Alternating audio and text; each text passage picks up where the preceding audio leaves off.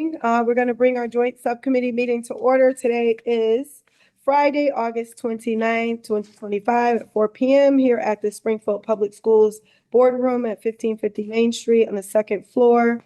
We are going to start with our first subcommittee, which is the Budget and Finance Subcommittee. If we can have the roll call, Mr. Clerk. Ms. Hurst, Present. Ms. Gresham, absent. Ms. Monroe-Naylor. Present. Okay, so we will go through our voting items, which are vote to recommend to the school committee the approval of the FY 2026 amended budget. Superintendent? Thank you so much, Madam Chair, and good afternoon to everyone. Happy Friday. Looking forward to an extra day of rest this coming Monday. But before we get to do that, we have some items on the agenda. So on May 8th, the school committee voted to approve the fiscal year 2026 budget using assumptions from the governor's proposed budget. Since that time, the city council approved their budget, and then again, the governor also approved her budget. So based on those two subsequent items, we need to take a closer look. And Chief Pat Roach did exactly that, changed the final budget, resulting in an overall decrease to our 2026 budget. And he is here to walk us through that. Okay. Hello, Mr. Roach. Oh, yeah, I was like, where? And unmute. Pat, you're muted. Yeah, he's trying. He's trying. He's looking for the button.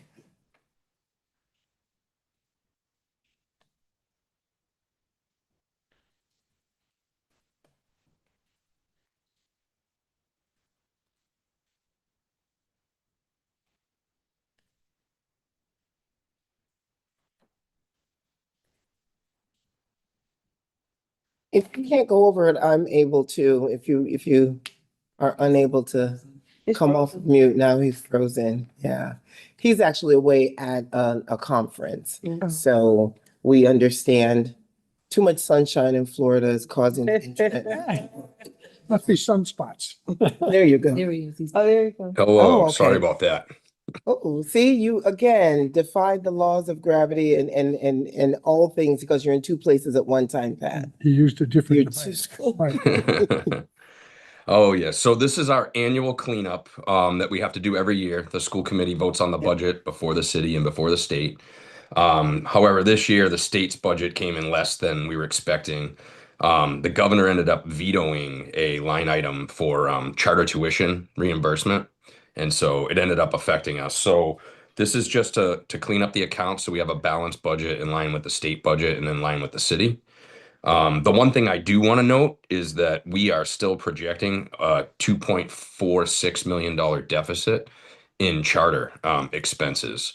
The hope is towards the end of the year that the expenses won't come in that high or the governor will have a supplemental budget to increase revenue. But I just want to point that out that we're tracking it and we'll have a plan to resolve that no matter what. And I'm happy to answer any additional questions. Thank you. Any questions? May I ask a question? Yes. Thank you, Mrs. Mrs. Joyce. Chief Roach, when you say that we have a projected budget of 2.4 in charter tuition, school choice, is it what we're supposed to be reimbursed from the Commonwealth? So the line item for charter tuition, we are gonna underfund by 2.46 million because we don't want to make cuts in other areas. So right now I'm projecting a deficit in that account. I have a plan to resolve it if the state doesn't come through. But we didn't want to go through and make some cuts and some, and lay people off and deal with stuff like that right now because of something that we believe is happening on the state level. Because we believe that perhaps there could be a resolution on the state level. We do. And this is more so because of the veto and not because we've had an increase of students enrolling in charter? Yeah, For us, our there's district?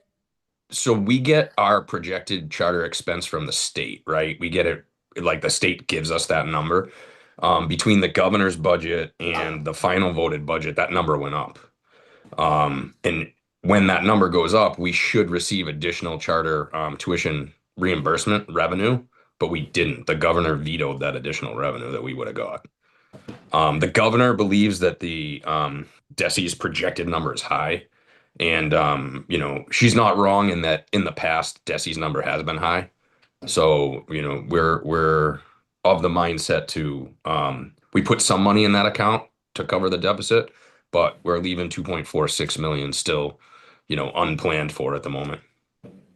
So I asked this question because, and I definitely believe that families should have choice, but I also wonder what we are doing internally to look at how many students are leaving us to go to charter and what we're doing to perhaps entice them to come back, right? Because I have two school-age children, and I will tell you that the marketing efforts that come through my mailbox to get my two students in particular to explore other options such as a charter are above and beyond. And so I'm just wondering, do we or can we take a page out of that book and think about sharing with our residents who have young children who might not be in our district and showing them like what sort of offerings we have that we could have, you know, started to provide after they've left our district. So that is a very valid question and concern, and we've started working on that diligently.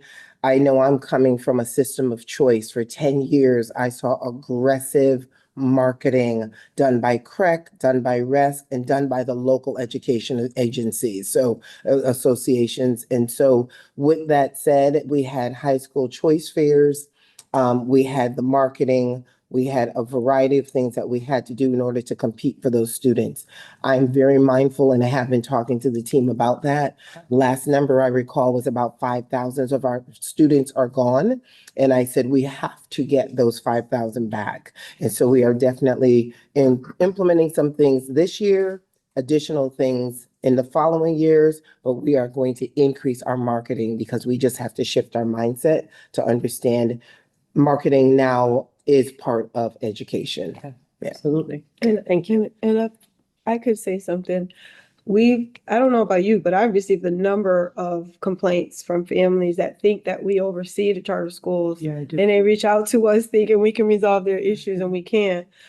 So I think there's a level of sometimes confusion, especially when parents come into the area from other districts that don't operate the way that we do. So it's not uncommon in a district like Philadelphia or something where the charter schools are mixed in with the public schools and people don't really, there's not a rhyme or reason to it the way that we have it structured here. So I feel like sometimes it's the simplicity of things for parents to make them understand that, oh, by the way, you are leaving the school district and going into a separate like entity. Are you like, do you understand?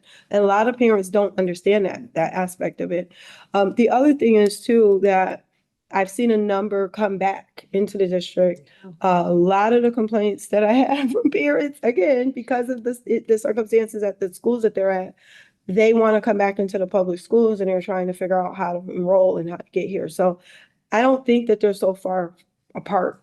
You know, I think it is about the effort of marketing and building relationship with the family so that they understand. Definitely. Yeah. Relationships. And the other piece that I was going to say is that I was reached out to by a group that is working with Senator Comerford, I think it is, and wanting to make sure that we have representation from someone in our school committee for their meetings because they're fighting against the charter reimbursement issues and the discrepancies. So to Pat's point about the shortage, we got hit the worst in that foreseeable shortage. And so it's a matter of advocacy as well and making sure that we understand exactly what that looks like and how it's impactful. So being in those spaces, having those kind of conversations, there's a meeting on Tuesday that I'll be at to really better understand what they're doing to advocate for districts like Springfield because they're seeing it across the board.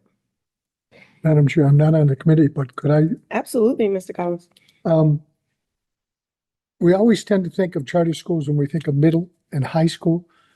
The reality is the majority of our charter schools are elementary. Mhm. So I think we need to start thinking about marketing to our preschoolers to make sure they don't leave the system, because if they leave, they're gone for 6 years. Yeah.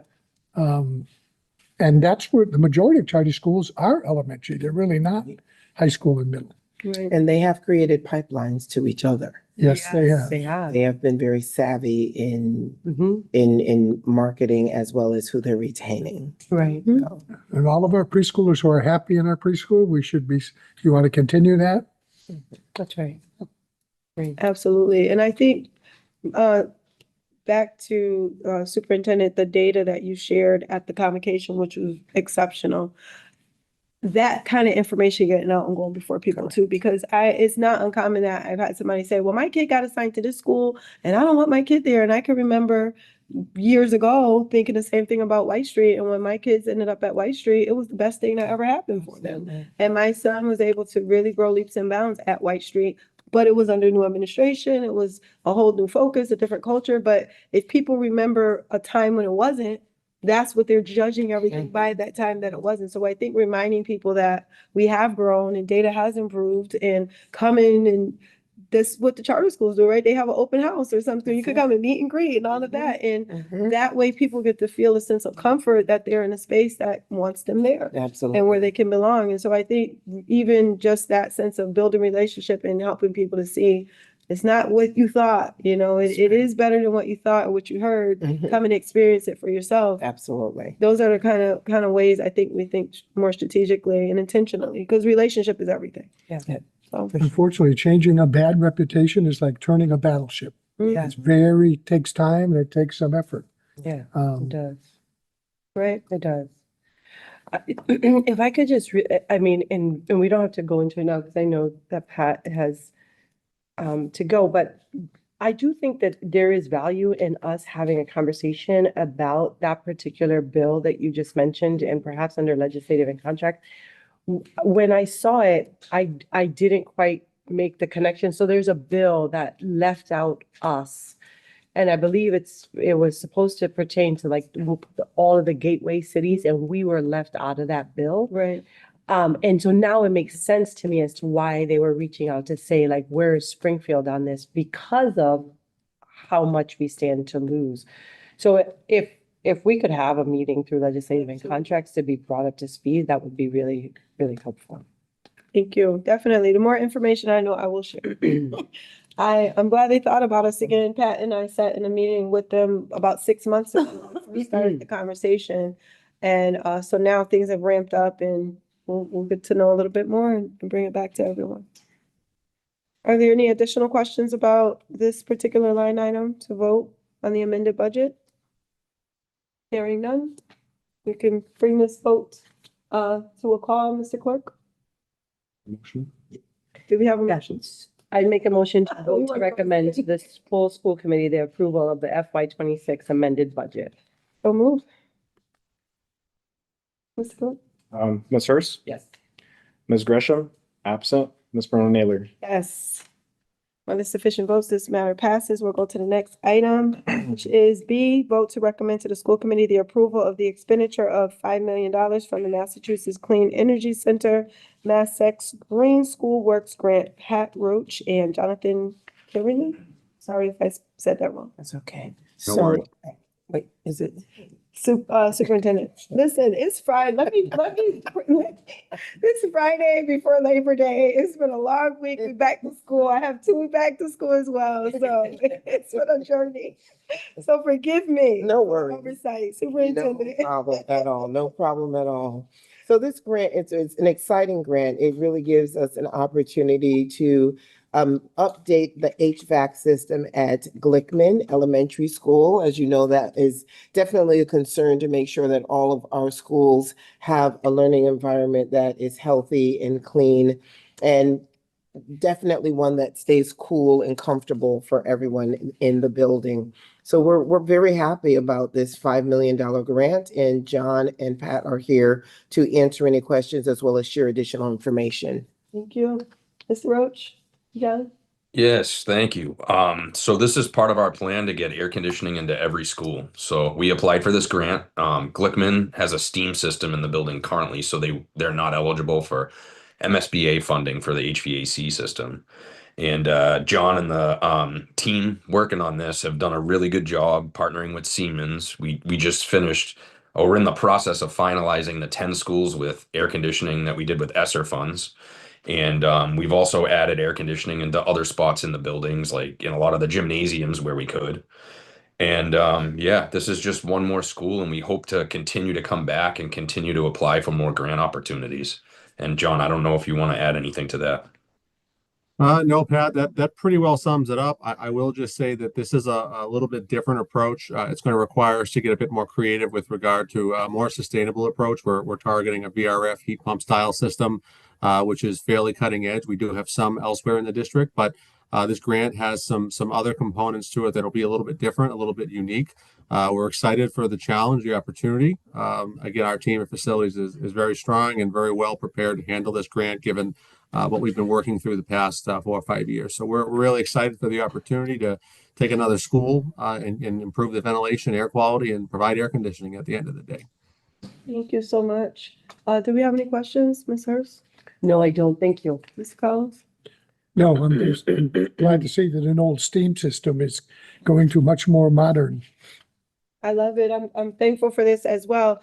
Mr. Roach, if you could just provide us with an updated list of the schools that we have done thus far, because I know that's one of the things that we get, at least me, I'm speaking for myself, but I'm assuming my colleagues as well, we get complaints as it starts to get hot that, oh, my kids are gonna be in school and there's no air and da, da, da, da. So I kind of want to understand where we're at with that, in the projections of how many more schools we still have to do.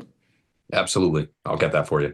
Thank you so much. And so if there are no questions, do we have a motion, Ms. Hurst? So moved. And make the motion that we recommend to the full school committee approval of the expenditure of $5 million from the Massachusetts Clean Energy Center Mass Sex Green Schools Works Grant. Thank you. Second that motion? Ms. Hurst, Yes. Ms. Gresham, absent, Ms. Marone Naylor. Yes. Are there sufficient votes? And we have addressed all matters of this subcommittee. So if there be no other questions or new business, do we have a motion to adjourn? So moved. Second. Clerk? Ms. Hurst, Yes. Ms. Gresham, absent, Ms. Marone. Yes.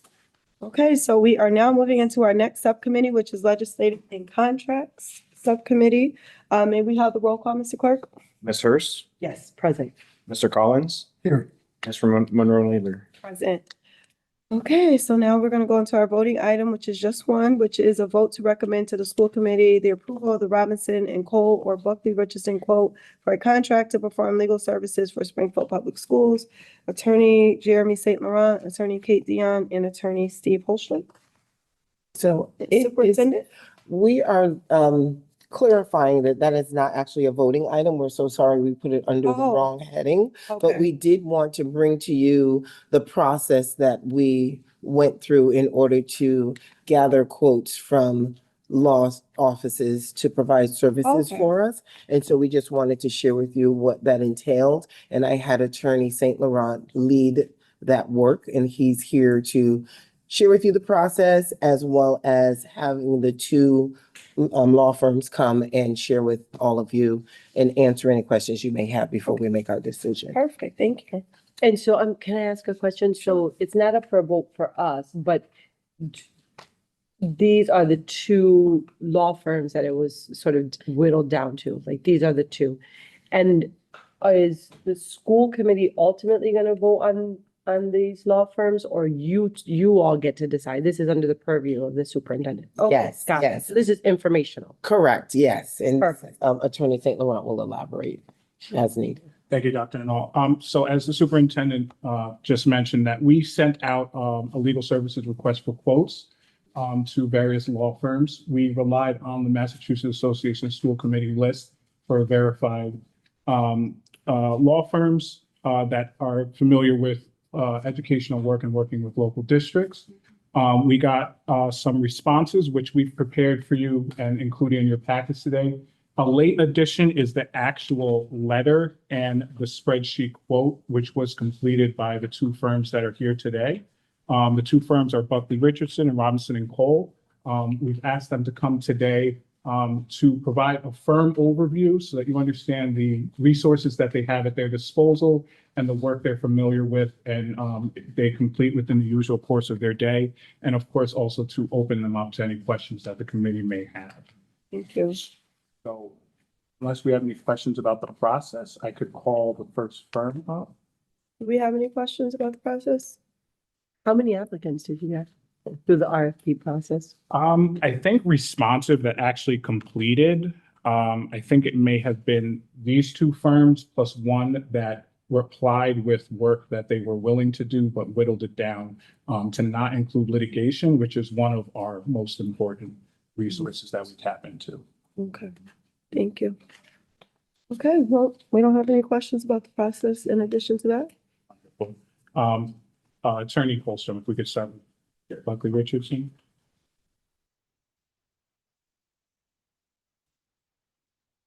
Thank you all for asking me here today.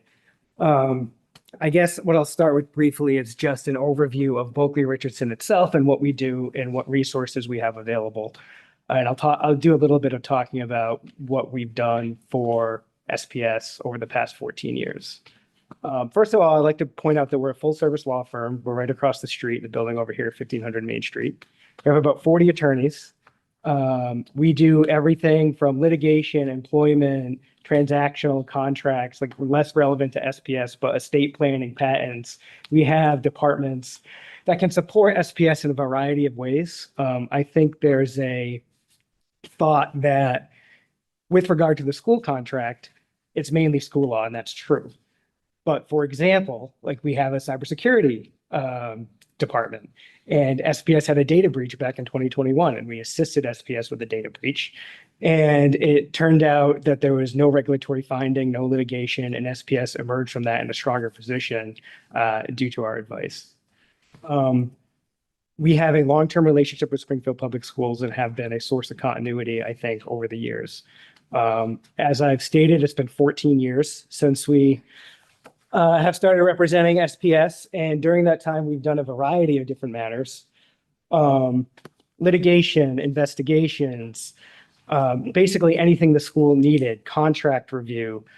Some of that has whittled down a little bit because you have a very capable in-house counsel who handles a lot of those things themselves these days.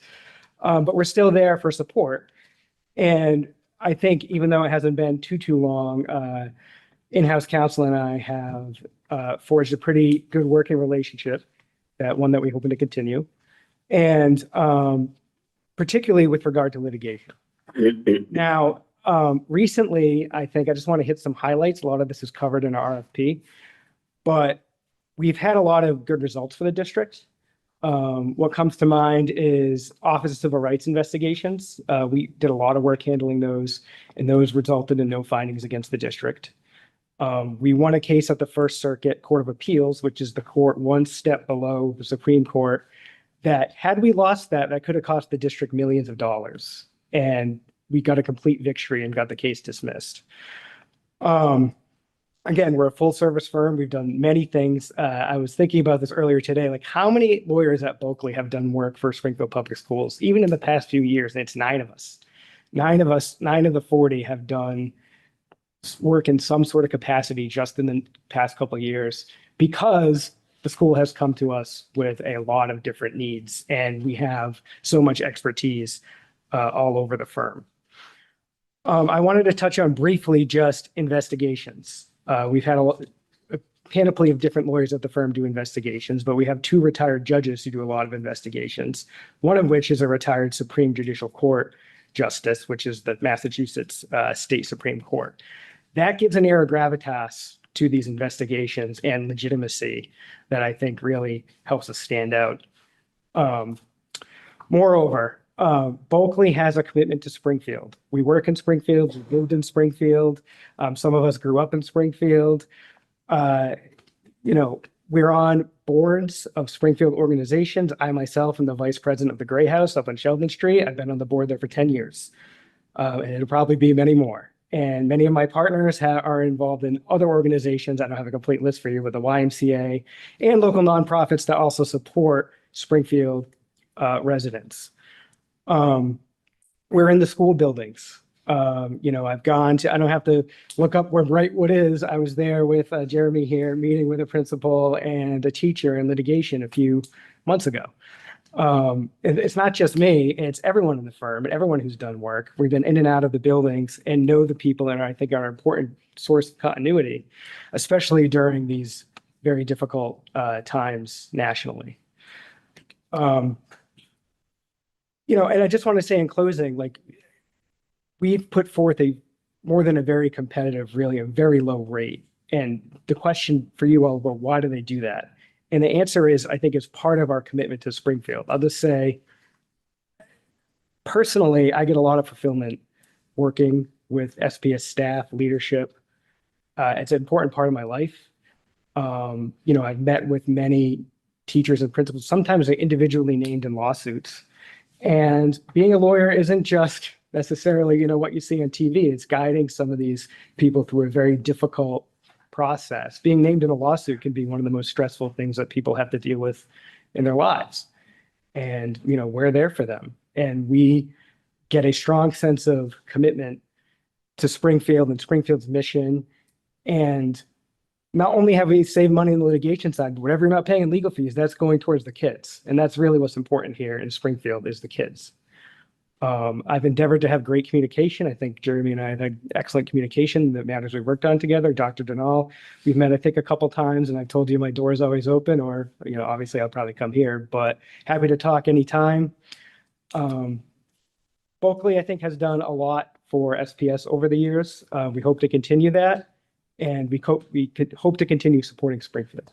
So with that, I'm happy to answer any questions that you have. Do we have any questions? I don't, thank you. I do not have any questions either. All right. Thank you. Appreciate it. Thank you. I'll invite up Attorney Kate Dion.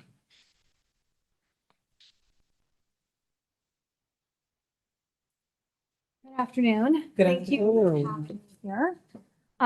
Very excited to present to you about both my practice and about my firm. I'll start with my practice. The vast majority of my practice is in representing educational institutions. I work on this work on a day-to-day basis, particularly in these very challenging times where in the morning sometimes we have some guidance from our federal Department of Education, and then there's another lawsuit filed in the afternoon and an injunction that completely changes from a morning to afternoon what the advice to clients needs to be. As part of my work, I have extensive experience working on disciplinary matters for both on the staff side and on the student side. I regularly perform Title IX investigations. I regularly serve as the decision maker in those and oftentimes in an appeal. I have experience in federal court representing schools related to disability issues, including a case right now pending in Maine on a very nuanced issue related to what services students who are not in the school district are entitled to and what the school district's responsibility is for those. We regularly review contracts, and I assist with that related to educational service providers that you might contract with, particularly those that provide services, electronic apps, services like that. And so along with that, of course, comes with extensive experience in advising schools about their FERPA and COPA compliance with matters. A little bit about my firm. We have 260 attorneys. We cover essentially every area of law except for family law and the drafting of estate plans and estate matters on the for people.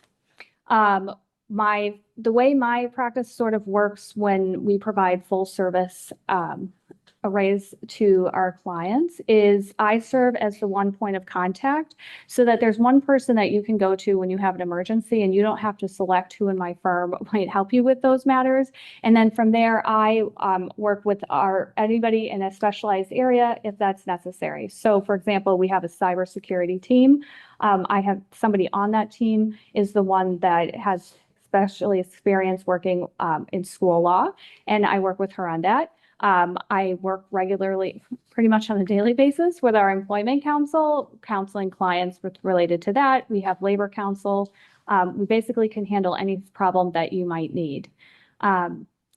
With regard to the rates that we've proposed, realizing that, as a public school district and particularly in these times, there's just going to be a certain sensitivity to rates. What I've proposed is a blended rate between my associates and myself so that you can get a substantial discount off of what my billable rate is.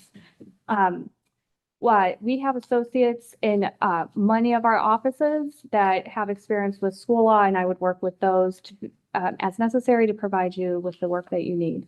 Although I work primarily out of our Hartford office, I actually live in Long Meadow, so I don't anticipate that there would be any travel cost related to representing you all. And we do have a Boston office as well. I'm licensed personally in Massachusetts and in Connecticut. As you probably saw, I'm a graduate of Western New England and stay very tied with them. And I've served on boards in Massachusetts related to grants to schools and a preschool here as well. I'm happy to answer any questions that you all have related to that. Thank you. Do you have any questions? Thank you. Thank you. I do have one question. Great. When you talked about now with the variation of rates, so I'm looking at a rate sheet. Mhm. Is this the general rate sheet or is there the opportunity to not have this amount? I guess that's the best way to say it. We're happy anytime to enter into discussions about that, and including doing it on a matter by matter basis or enter into alternative fee arrangements. The CFO at my firm actually really specializes in alternative fee arrangements. Happy to have a discussion about that at any time. To know.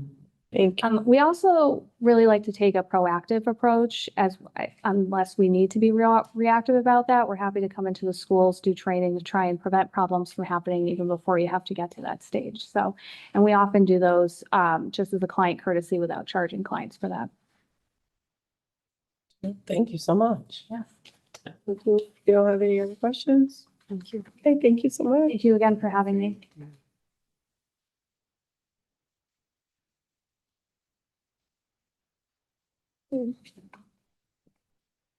We have addressed all items under this subcommittee. And if there be no new business or anything else to add, then may we have a motion to adjourn? So moved. Mrs. Hurst, we have a I'll second. second that. Thank you, Mr. Collins. Roll call. Ms. Hurst, Yes. Mr. Collins, Yes. Ms. Monroe Naylor. Yes. Okay, so we are adjourned from our legislative and contract subcommittee. Now we move into our curriculum and program subcommittee, which I believe is not me, so I will be quiet. Thank you. I was going to call for a recess. No, sir. Good afternoon, everyone. I am going to call to order the Curriculum and Program Subcommittee meeting. It is approximately 4:35 on Friday, August 29th. The first item on the agenda is vote to recommend, I'm sorry, we need a roll call vote. Ms. Monroe Naylor, Yes. Attorney Murphy, absent. Ms. Hurst. Present. Thank you, Mr. Clerk. We have our only item on the agenda, which is to vote to recommend to the school committee the approval of the updated competency determination requirements per the new guidelines from DESE. Dr. Yolanda Johnson, Dr. Superintendent Dr. Denal. Thank you so much, Madam Chair. We are pleased to have been able to pivot rather quickly concerning the new regulations that Department of Elementary and Secondary Education released to us over the summer concerning the update to the November 5th vote of 2024 that removed the MCAS as a primary competency determination requirement. And so with the new guidelines and this was mentioned when we presented to you the CD requirements for the class of 2025, we mentioned that DESE was going to convene across the state a variety of focus groups and listening opportunities and then make another determination. They have done so. It has changed what we presented to you all as our CD requirement for the class of 2025. Now we have some updates to that for the class of 2026 and beyond. And so we were able to, as I mentioned, pivot rather quickly. I credit Dr. Johnson and Chief St. Lawrence, as well as everyone who supported them in being able to get this together. We wanted to do this sooner rather than later. even though it is the beginning of the school year and Desi has given us a little time, we wanted to make sure that we gave you all an opportunity to really comb through the new guidelines and be able to go back and forth if needed. But we wanted to get something in front of the parents and the families as soon as possible for the members of the class of 2026 to better understand what the requirements are so they can meet them and cross that stage in June. Without further ado, I'm going to turn it over to the team. Come, please. Is it? Oh. Okay, so we have a variety of people here that's going to speak to this. And so I appreciate the teamwork and the collaboration. We'll start with Assistant Superintendent Poe, and she will direct the rest of the individuals who will speak. So thank you, Dr. Denal and school committee members that are here. I'm here with Dr. Yolanda Johnson, our Chief of Student Services, Bob St. Lawrence, the Chief of Information, to present the proposed revision to our pathway to graduation competency. And there's a number of our team members here that worked on the policy as well. So our Chief of Information is going to get us started. Good evening. We'd like to start with a quick timeline of events. Things have moved almost month to month since the voters of Massachusetts approved the ballot question that removed the use of MCAS as the sole basis for meeting the requirements of the state's competency determination. So that was November 2024. As Dr. Denal alluded to, the school committee approved the district's competency determination policy on March 27th, 2025. In May, again, as Dr. Denal alluded to, the Board of Elementary and Secondary Education voted to amend its regulations on the competency determination. This is 603 CMR 30. And the amended regulations requires a district to develop a competency determination policy that details how students will meet the new regulations. And as recently as July, DESE has given us guidelines for not only the policy guidance, but some of the other details that are to be included. And one of those details is that districts will be audited for compliance of CD policies, and that the district's CD policy must be submitted to DESE by December 31st, 2025. We're going to talk about a couple of the details that changed since we came to you last with the competency determination policy. And one of the key ones is that the requirements for students have been better outlined. And so students must show mastery of skills in English language arts, mathematics, science, and the satisfactory completion of relevant coursework aligned to the standards measured by the high school ELA, mathematics, and science MCAS assessments administered in 2023. So this was consistent with what we brought forward. The additional piece is that students must also show mastery. A student must successfully complete, in accordance with the district's grading policy, the final assessment for a course, a capstone or portfolio project, or an equivalent measure identified in the district's competency determination policy. And finally, to satisfactorily complete coursework, a student must earn a full credit. They define satisfactory completion as the student must earn a full credit in accordance with the district's grading policy in the courses required. So I'm up next. What you see here is we have what you approved in March, and then the other column is what the changes are. So we're just going to walk you through. Previously, with the class of 2025, students had to pass English 9 and 10, Algebra 1 and Geometry, or Geometry and Algebra 2. And they had to pass a lab science, which was chemistry, biology, or physics. That's what we have in place now. The change, if recommended and voted upon favorably next week, is starting with the class of 2026, students will have to pass 2 years of English language arts. Now, the 2 years expands beyond grade 9 and 10. Mm-hmm. So it can be 2 years in grades 9 through 12. Mm. But keep in mind, to graduate from Springfield Public Schools, you need 4 years of ELA. Okay. Mathematics, 2 years of mathematics, and it must be Algebra 1 and Geometry. Okay. Algebra 1 and Geometry. And for science, 1 year, and it now includes engineering and technology. So it can be a lab-based science or an engineering and technology course. Okay, and starting with the class of 2027, they are adding social studies. So students must pass a year of US History 1 or US History 2. Okay. I have questions. Yeah. So these are the recommendations from DESI, or these are our recommendations? So this is This is from Requirement. September 4th. yes. Okay, From July, the July guidance. okay. This is, if approved, this is what it would be for the new revision. Got it. But in essence, we would have to approve because we would be out of compliance. Yeah. Okay. But that actually leads me to my other question, which is, so Springfield Public Schools requires a student to pass all 4 years of ELA in order to graduate. Yes. And so we require that anyways. Okay, so we're in alignment with that. Okay, I think I was reading it backwards as to the initial recommendation was only English 9 and English 10. Because of the 10th grade mastery in MCAS. MCAS tests kids up to grade 10. Okay. So for our students to meet the competency determination at that time, we were using coursework for up to grade 10. Right, got it. And so now MCAS is saying in lieu of, I'm sorry, DESI is saying in lieu of, you have to do the 4 years.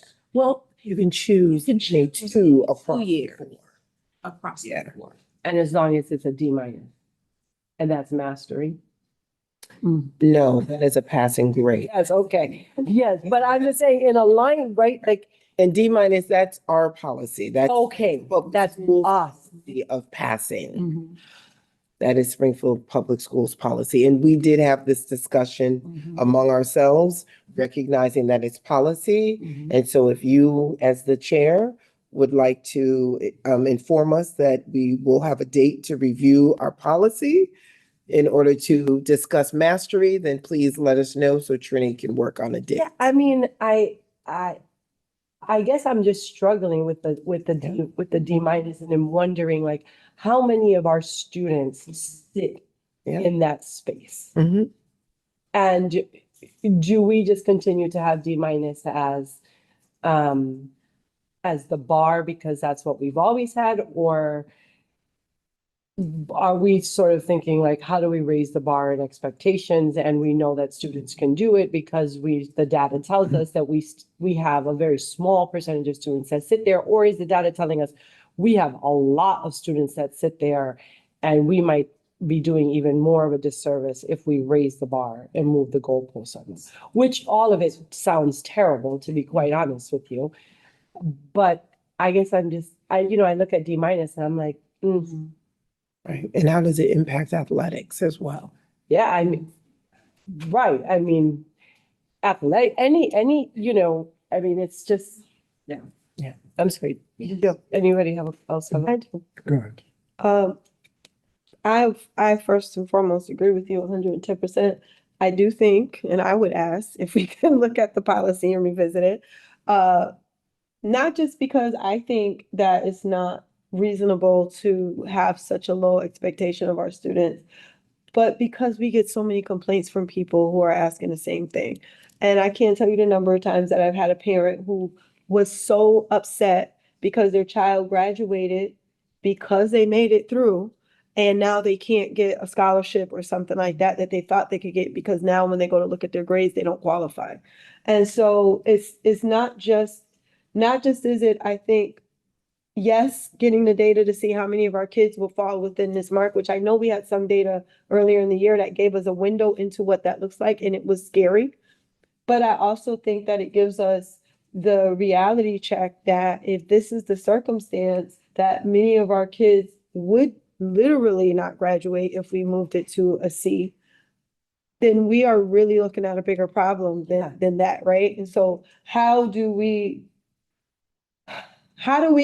go back to the idea that we had in the portrait of a graduate of making it a community issue? right? And I think when we start to make it all about what we only have to do as a district, then I think we're missing the whole point. We need to bring people in the community in to be responsible and accountable as well, because this is a community issue. This is not a Springfield Public Schools issue. And even when you look at the data of where the kids are coming into the district, that in of itself tells us that it's not only a SBS issue, right? And again, not to point fingers or blame, but this is what it is, and these are facts, and this is the data. So I yes, think we need to improve, and maybe it's a gradual improvement. Maybe we go to a D and then a C, and something like that. But I also think that we need to recognize this is a bigger issue. If our kids are graduating barely passing, then we have an issue in our city. Yeah. I'm sorry, that's Mr. Collins. Do you consider, now, first of all, we've got to do this to be in line with the state anyway. Yes. But if you're going to review the policy, do we consider having two standards, passing and mastery? There are two standards for the CD now. You're absolutely right. So there is earn the credit and a mastery of it. Okay. Right. And so with the coursework, that pertains to the earning of the credit. And the mastery is where we'll talk about CDs, portfolios, not a CD, a portfolio, capstone, and other ways that they can demonstrate mastery. So there are two different requirements that are necessary. Mastery is, correct me if I'm wrong, Superintendent, is typically attached to other than just the coursework. That's the other forms. Right. I'm saying, do we consider having a standard that has mastery within grading? And we have passing and mastery. Because if you're looking at a resume and they passed, but you're looking at, they have mastery of you're looking at two very different things. Right. I think that helps with the community, because we're going to get a lot of, if we just raise passing, everybody who plays sports and all the parents, we're going to get that. Right. So maybe we look at two different measures.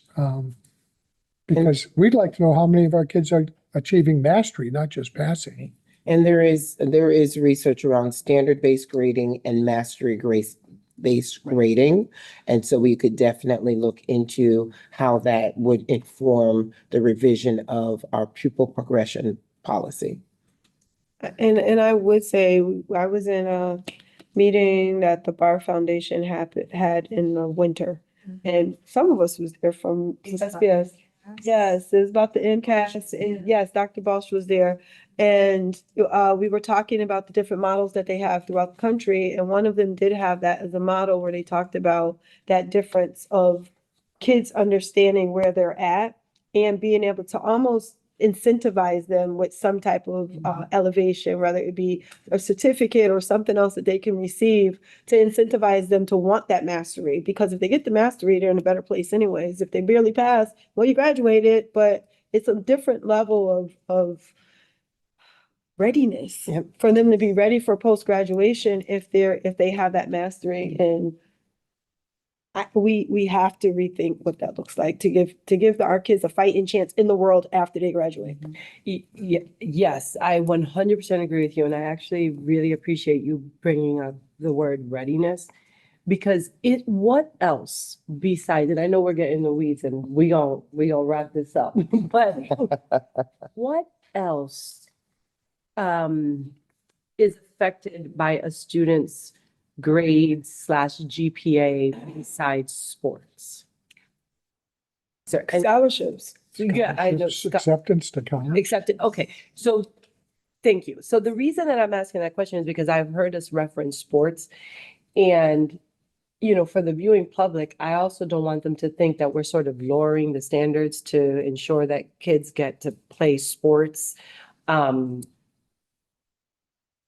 with that we're setting the bar low so that they can play sports, right? Because the reality is that, and especially for those of us who have had, I know your daughters used to play, or your kids, all of us who have children who play sports, the reality is that to prepare them to go on to college or to be even considered or looked at for scholarships, these schools are not looking at a D-. They are just not. It is not even realistic. And so how are we setting them up for another level of failure with taking sports into account? Yeah. So I just, Question. Yep. Valid question. We had a lot of discussion about it amongst us. yeah. I mean, I would love, Dr. Denal, to see the data of like, what would it look like if we change that? Like how many students this year, next year, the year after would that affect? Like what would that look like? And because we don't want to set anybody up for failure, which we it feels like we are in sending these young folks into the world with finances. What can we do, or how do we sort of, to Vice Chair Naylor's point,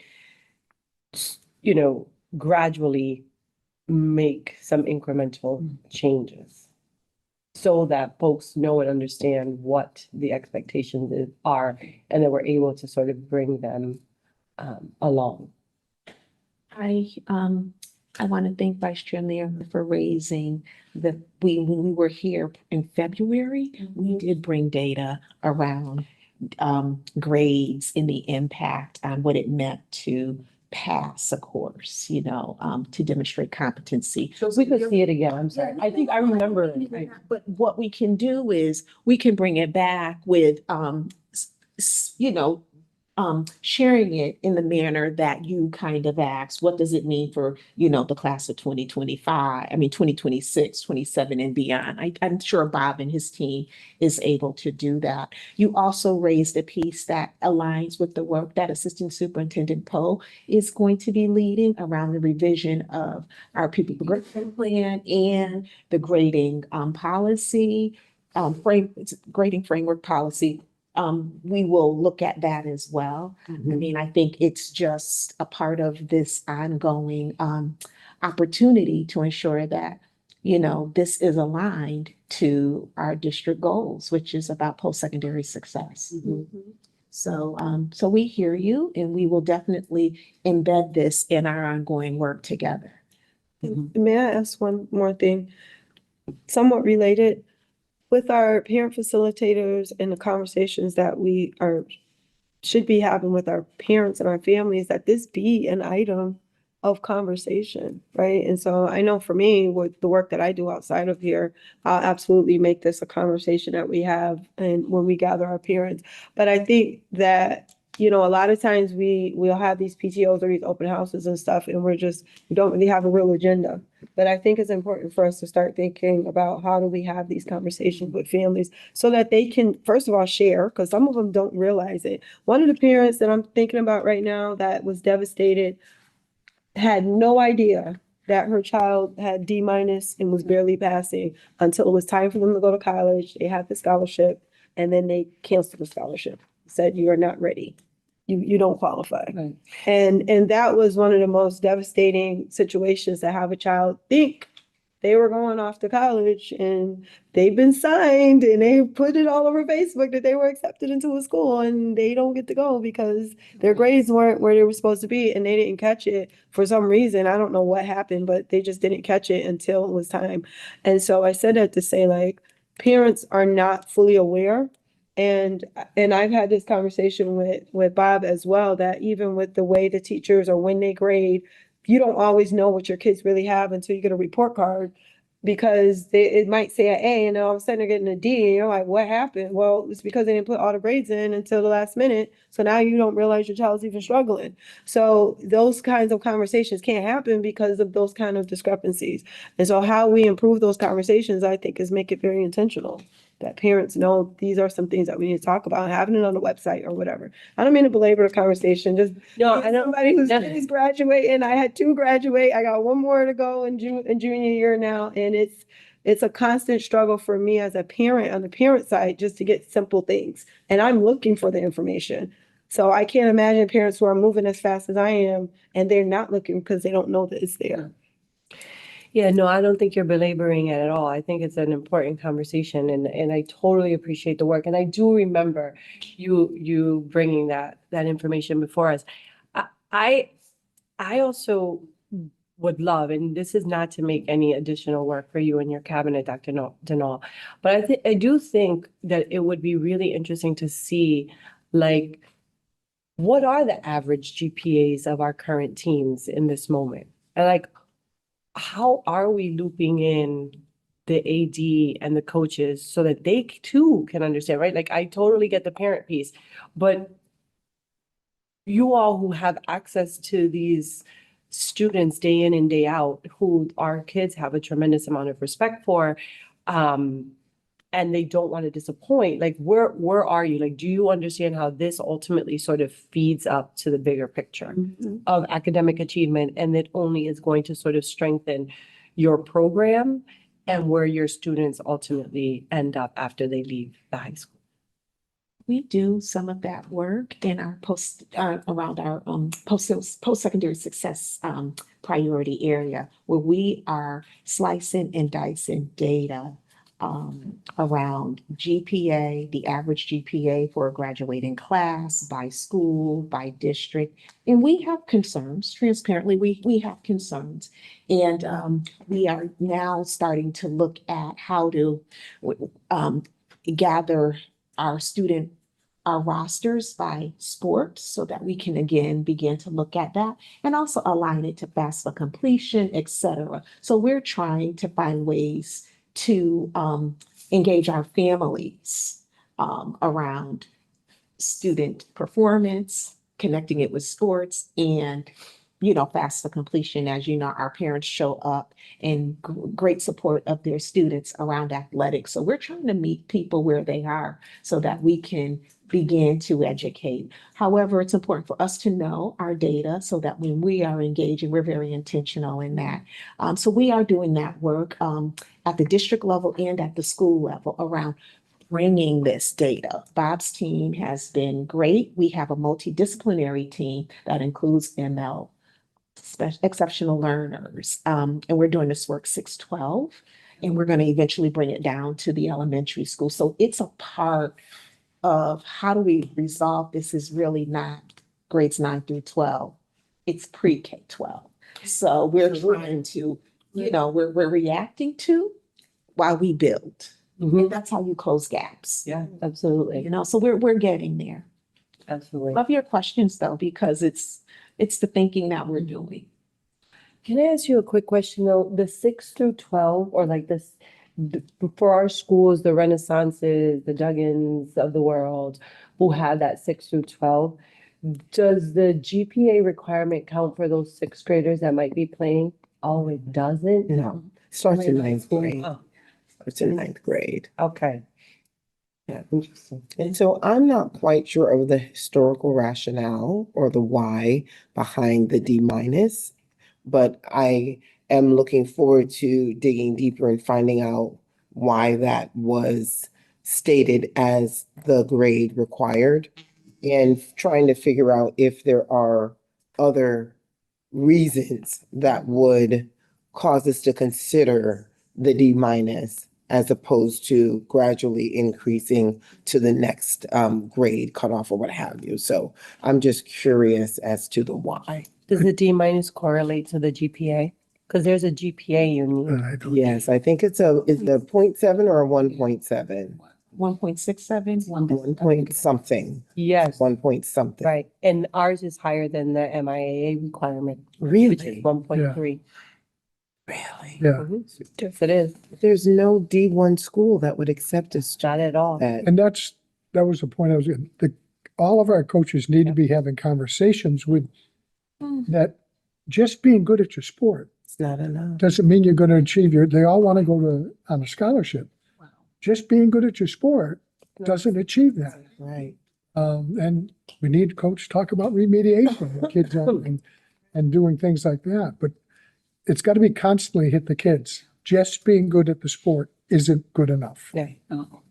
But ours is higher than the MIAA. We did set it higher, and we got a lot of flack over We it did, I remember that. because the argument is it's the only thing keeping these kids in school is playing the sport. That's the argument that we hear. Okay. I'm not saying I believe the argument, but it's got some validity to it. Okay. Interesting. It's very interesting that it's higher than MIAA. Yeah. Yes.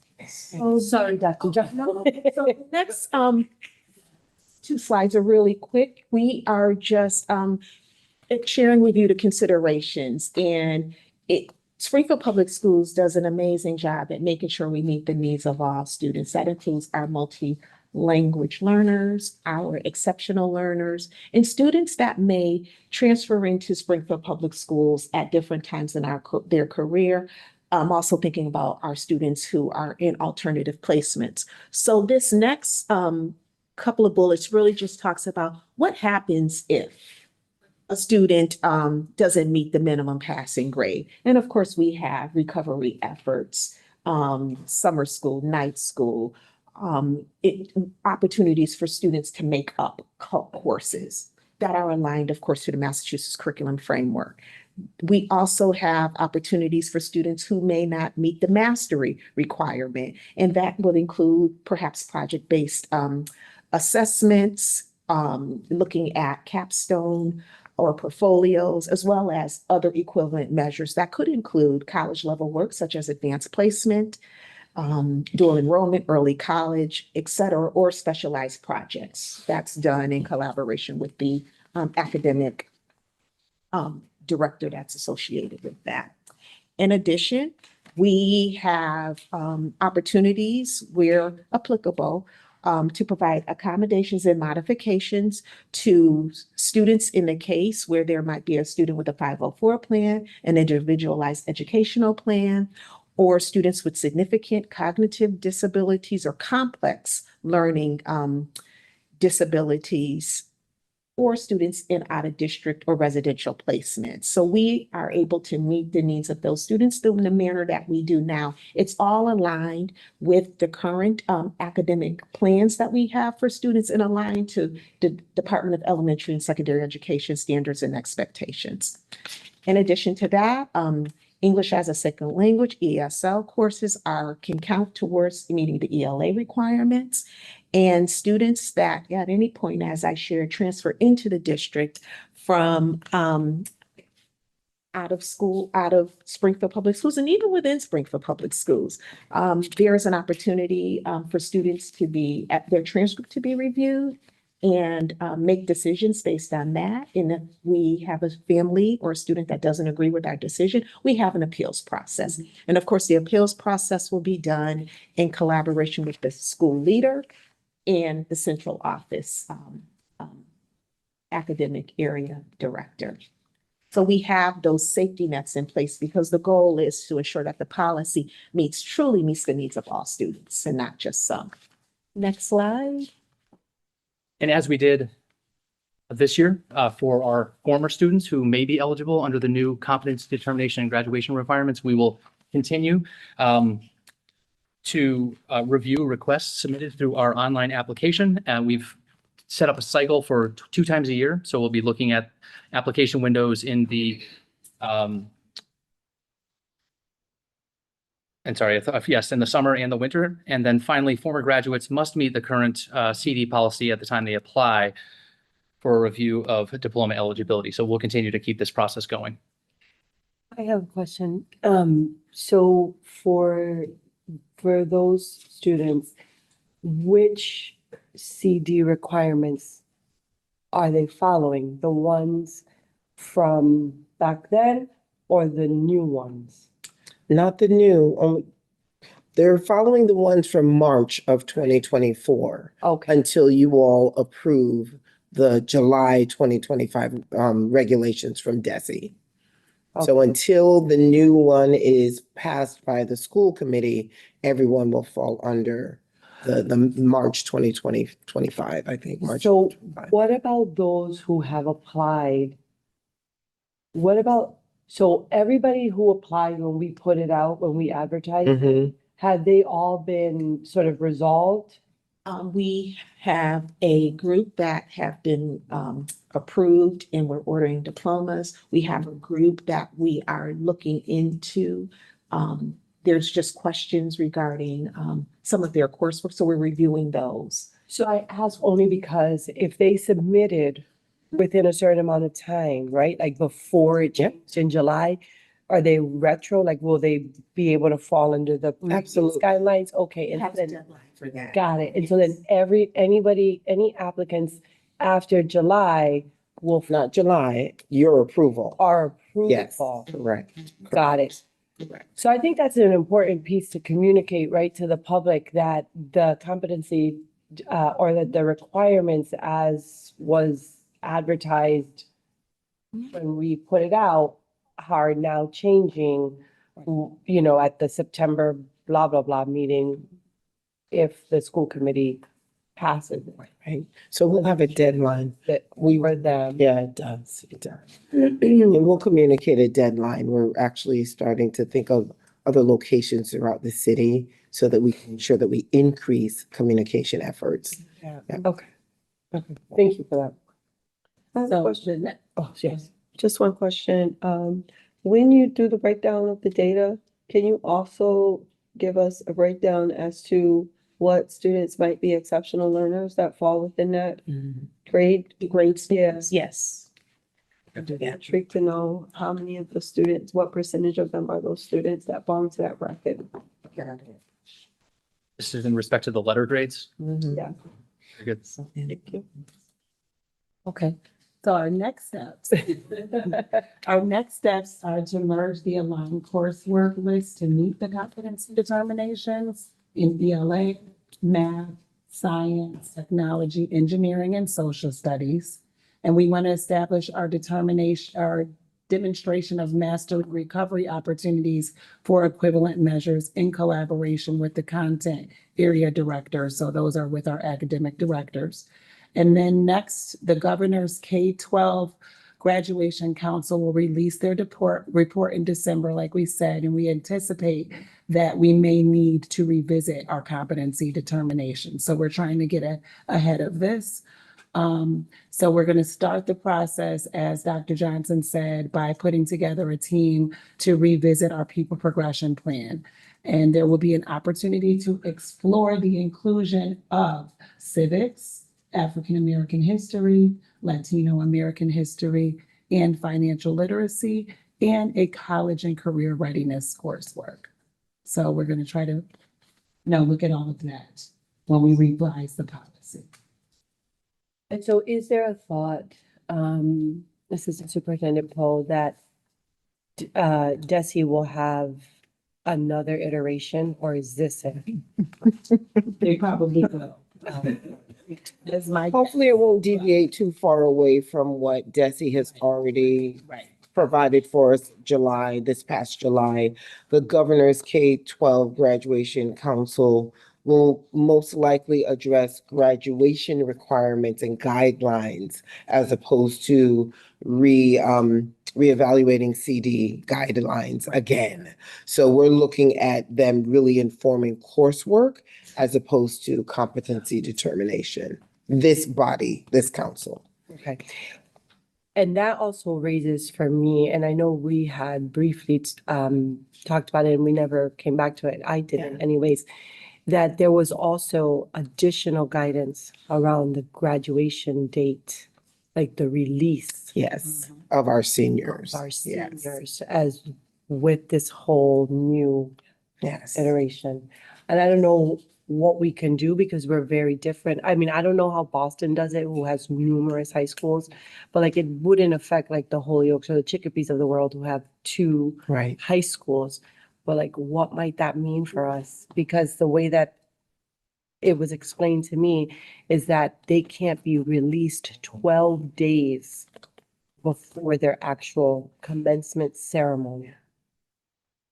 That's, I don't know if the two of you have seen that. Did see that, yeah. Yeah, And we do it based on when we start. yeah. And so I, Consider that our graduation Right. season. yeah. Definitely something we have to look at. Yeah, I know. So, I mean, We can definitely make that an agenda item. We understand. It is- I know, and I mean, I love the way that we do it. I just wouldn't want anyone to come back and say you are somehow in violation and they didn't get their full. 80 days. Speaking of in violation, the one bullet there that said ESL, we're counting that towards the English course.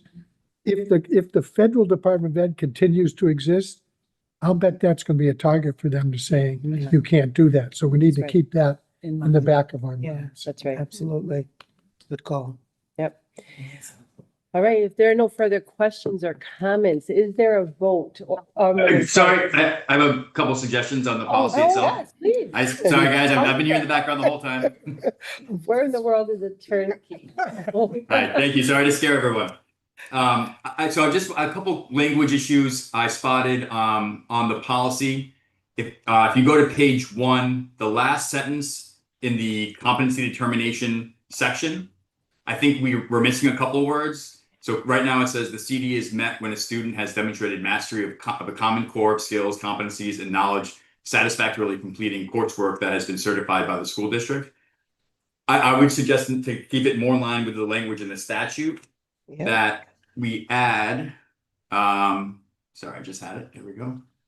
We add right after knowledge, we do knowledge in these areas, and that refers to the courses above, comma, by satisfactorily completing the coursework that has been certified by the school district.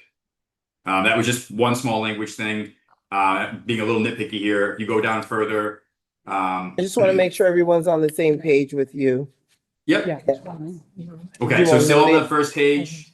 Yep. The Notated that. Be able to provide. You received that? I mean, he can share it with us, but will you be able to provide us with your markups? yeah, I can. Yeah, absolutely. I can certainly do that. That'll be easy. We just make sure we make the proper. Yeah, I'll Okay, flag. I can send you the PDF I'm looking at right now that I just I just flagged them. No, thank you. But there is one thing I think that is important to discuss at the table here is I'm sure you guys worked off like you said, the DESE guidance that was put out, the guidelines put out in July.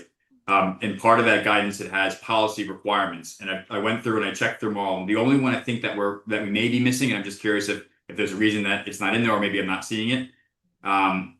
It calls for a description of the limited instances in which the district may use MCAS scores to determine competency. So if there's a student that's transferring in that doesn't have a copy of his transcript, the regulations allow for 2 different ways to kind of start that. And one is to have that student attain a qualifying score of at least meeting expectations or exceeding expectation achievement levels on the relevant high school MCAS assessment, or meeting the standard or substituted equivalent that the district certifies satisfies the same academic standard. So I'm not sure if you guys had purposely left that out for a reason. It's not required to be put in the policy itself. It is recommended based on the guidelines that it be put in there. May I add, we are going to have a companion document with our policy, and the companion document is going to include the language around using the limited the statement, the limited times when the MCAS will be used. So we're going to put that in what we're calling our companion document. Perfect. Okay, I just will that companion document go to DESE as part of the audit that has to be submitted and reviewed? We're hopeful that when you upload it in GEMS, we'll be able to provide the supplemental documents, for example, our graduation requirements, right, et cetera. Right. So that's what we're hoping, that it will, we'll be able to upload both. And our companion document will really kind of be the procedures to the policy. If that's. Can I ask why we wouldn't include it in the policy though? We were just thinking because the community voted not to use MCAS as a criteria. So we're saying. No, I mean, I get it. I totally get that, but I guess I'm worried about, like, if it's not in as a policy, then what happens to those students who might transfer in? And yeah, who might transfer in, or who might transfer from, another place outside of Massachusetts. But it's not unheard of. I mean, we have lots of students who transfer in. Usually the students that transfer from public Massachusetts high schools, they are eligible pre the November 4th vote. They would be eligible for, what is it called, the transcript appeals audit, because those are usually the students that have difficulty accessing MCAS depending on when they arrive. Massachusetts has the most rigorous state assessment. So chances of districts having coursework that aligns to our Massachusetts curriculum frameworks is, we don't audit every school in the nation, but usually those students, and correct me if I'm wrong, but those are the students that have difficulty even accessing our MCAS. So even, but they can take it. They can take it. This is really is that me? Mm-mm.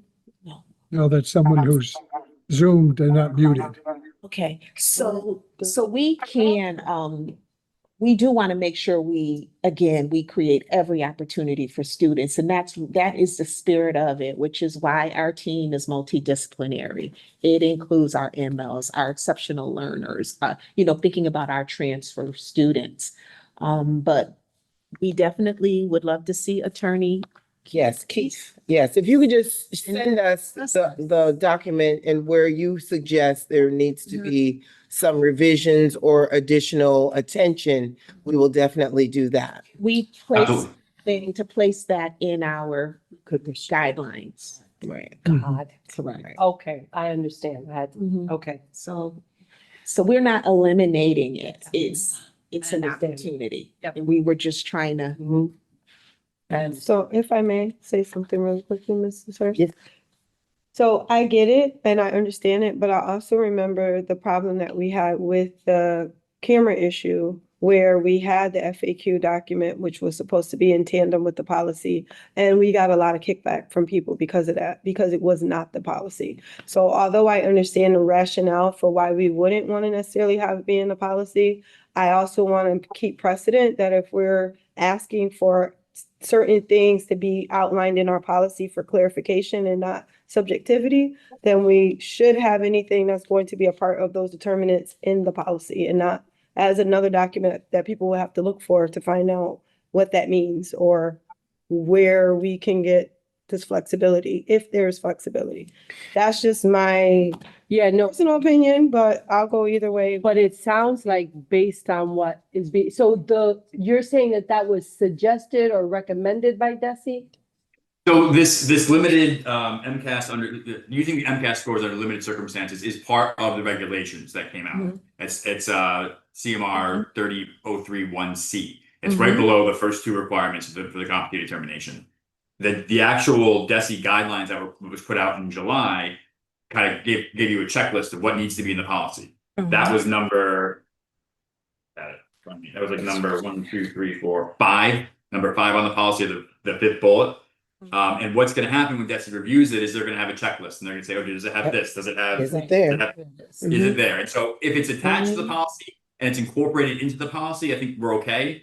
But if you're thinking that you're saying there may be trouble in getting into I think it's called GEMS, whatever the upload is to DESI, and if they're looking at it and they don't see it that part of the policy, they may send it back and say, well, no, we want this piece in there because it doesn't check the box there. A lot of policies that when audits do happen like that, they do have things that you have to check off the list before they approve it. So it may make sense to just throw it in there. You could just have the language that is in the guideline itself as part of the policy. So it's not optional or preferred, it has to be in there. The district has to allow it, right? And basically, yes, it should be in the policy. It's part of the regulations. So it's part of what is allowed under the regulations and what the school has to, or what students are allowed to have under the regulations. It doesn't say that in the CD policy, the regulations don't say exactly what has to be in the policy. The DESI guidelines do. They're guidelines as opposed to regulations, so it's not doesn't necessarily a stronger authority, but it is recommended, and I would suggest adding it just so if you do check that box off, then it gets approved by DESI. And so I'm gonna be really candid. I think that what I'm hearing is that we like to be able to exercise a level of autonomy so that we're not restricting students and we're able to sort of use our agency to make that decision, which was why we didn't include it, because it was not required. Because if we require it, then they're gonna have to follow it. And it's likely that there was a reason why the voters went and voted it out, that some folks may not meet it. And so we're saying, or what I hear is that we would like to be able to use our expertise to decide, to make that decision internally. Is that safe to say? Can I just, No, we are as the policymakers, but that's what I hear us saying is like, we want to be able to use our expertise to make that decision. If Well, we are so- given that latitude by DES. Yes. I'm not so you're 100% correct on that. I mean, it is, Okay. so under the regulations, and I'll just read the regulation word for word. In the limited circumstance where a district is unable to document a student's prior coursework, a student may earn the competency determination by attaining a qualifying score of at least meeting expectations or exceeding expectations achievement levels on the relevant high school MCAS assessment, or meeting the standard or substituted equivalent that the district certifies. So the district has the discretion there to certify what that substituted equivalent is. But my reading of the regulation is they would be able to attain that score with an MCAS test. Under that limited circumstances where we don't have the prior transcript from the sending school. You addressed that when you did transfer students. Correct. Right. The very simple solution may be to include in that paragraph part of the word from the policy about That's it, that, drop the policy. that MCAS scores maybe is one of the things that may be Exactly. used. Yeah. Just do it Maybe because one that's of the there measures. already. And it gives you some flexibility to look at it. Yeah. And it says either or, and that's what you're saying. Right. Yeah. So we lift it from the document. and Just place lift it in our right. policy. I would just copy paste honestly the language Okay. from the Yeah. regulations itself. That seems simple. That's fine. Perfect. I can agree. That's fine. I just want to make sure that they're able, as the folks that are the content experts are able to use that, or have that level of flexibility. Please send us your markups. So are we able to, I'm not sure of the protocol around the voting piece, but are we able to take the attorney's markups and it be approved with those Right. additions or revisions? Do you have revisions? Yeah, absolutely. Okay. We can make a motion. Yeah. To Awesome. approve contingent upon the edits that are provided by our attorney, and then when we have it in the full body, then we'll be able to Yep. adjust the language Yeah. as updated. Is this going on Thursday's agenda? That's what we Yeah. planned, depending on the outcome of We're here this. on Friday at 4:00. Well, we already missed the deadline for putting it on the agenda, quite honestly. No, it's on the agenda. Yeah. It's on the agenda. We have. The reason I'm asking that is if you're going to change, whether it be that paragraph that I suggested you, we need to get that out people Monday Tuesday. so they can read it, on Tuesday, so they can read it. We all hate getting things at a Yeah. meeting No, and being asked to make a decision. definitely. If there's a revision, just get it out. It'll be ready. That's why we were asking, so we will know how to mobilize and take care of it. So if we can get that, Trini will get it to us. Yeah. Yeah, perfect. We'll take care of that. Thank you, Attorney Thank you. Keefe. So I'll Appreciate send it that. out before I leave tonight. Okay, wonderful. Perfect. Thank So you. is there a motion?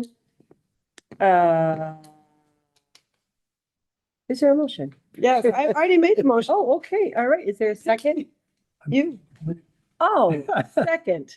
Motion made by Vice Chair Monroe Naylor, seconded by myself. Roll call, Mr. Clerk. Ms. Monroe Naylor, yes. Attorney Murphy, absent. Ms. Hurst, Yes, more than sufficient vote. This matter passes. Are there any other items before us today? Oh, seeing that there are no other items before us today, is there a motion to adjourn? Clerk, please call the roll. Ms. Monroe Naylor, Yes. Attorney Murphy, absent. Ms. Hurst. Yes, more than sufficient matters. The meeting is closed. Thank you all.